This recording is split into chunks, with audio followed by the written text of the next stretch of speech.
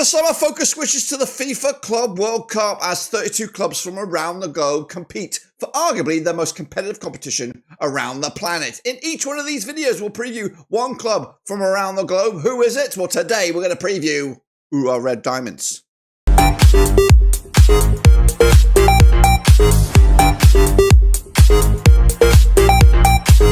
That's right, folks, back once again with another preview. Today, we're taking a look at one of the clubs that are taking part in this summer spectacular. It is, of course, FIFA's Club World Cup, and we'll get to that in a second. Of course, if you know where you've been, smash your subscribe button, your one-stop shop for FIFA's Club World Cup, World Football, and, of course, Blackburn Bloody Rovers. We've got it all here under one rooski. In today's video, we're going to do a deep dive into one of the clubs that are taking part in this summer's football spectacular. We'll showcase you that in just a second. What I want to say is a big shout-out to the members. You know who you are. And a big shout-out to the Patreons. You know who you are. But anyway, sit tight. Hold on, and let's get into it. Next up, we go to the Far East, that's right, and Japan's sole representative for this competition is the Urawa Red Diamonds, that's right. They're coming at you at the AFC, and they qualified by winning the 2022 AFC Champions League. They ain't no slouches, guys. They're here on merit, and they're here to go and cause some problems. That's right. They qualified on the 6th of May, 2023, and they've been at a tournament such as this 4 times in the past, the previous 3 back in 2007, 2017 and 2023. But what about their squad? Have they got a chance to cause some problems? Well, I'll tell you in a second. Of course, the Japanese backline or Japanese defensive ranks here with Shukasu Nishiwaka between the sticks, Ayamo Nikiwana also there, and Shuji Yoshinda, amongst others, of course. Into the defenders we go, and the Brazilian stands out there, Danilo Bosa. He's going to compete alongside Norwegian Marius Hobraten. Also alongside them, we have Horisaku Ishihara, and of course Takuko Aguara, that's right, and of course a very Japanese-heavy back line. Into midfield, of course, it's a bit of a Japanese infused midfield section with Ranoma Watanabe, alongside, of course, Genki Haruchi and Takuko Kanieko. But there is a Brazilian in there, Matias Savio, alongside Samuel Gustafsson, out of Sweden. That's right. Moving forward, we have, again, a bit more options up top as well with Hayoko Abi, Shoya Nakajima, and Shinzo Koryoki, but also a Brazilian, Thiago Santana, leading the charge as well. So those are your players. What about, of course, the key men? Well, the key men standing out has been Rano Watanabe with 7.38 average, according to average, the average score on SofaScore for the J-League. Matias Savio is alongside them, of course, the Brazilian. Marius Hobraten, the Norwegian, at the back with a 7.20 average. Moving forward, this is an average lineup, yet you can expect this coming tournament with Shakuso Nishikaka between the sticks. They're 38 years of age. They do play with a back 4 of Hobraten.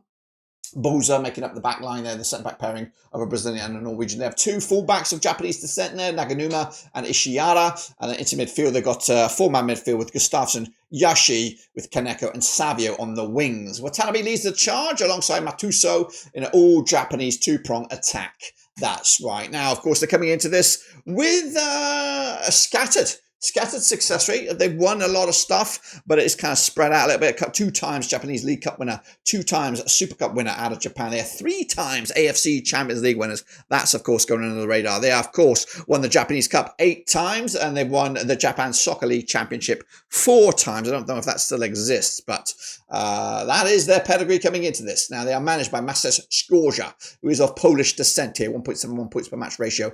Again, not too sure when his contract expires, but he's here. And they are led by Samuel Gustafsson as the most expensive player on the pitch. His contract does expire at the end of this, the calendar year, back in December 2025. The cool 2.8 million euros for the man.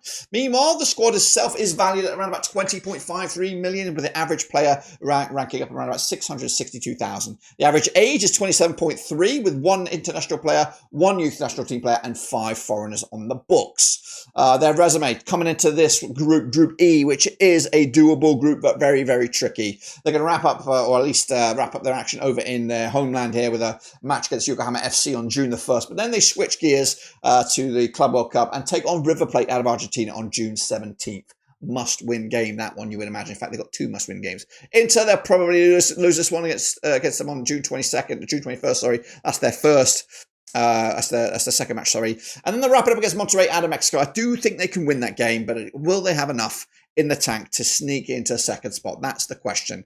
Well, they've been rocking this gear, and we're doing a ranking video of the home and away kits, so make sure you check that out for this competition. But this one, this could go far. This could be a winner right here.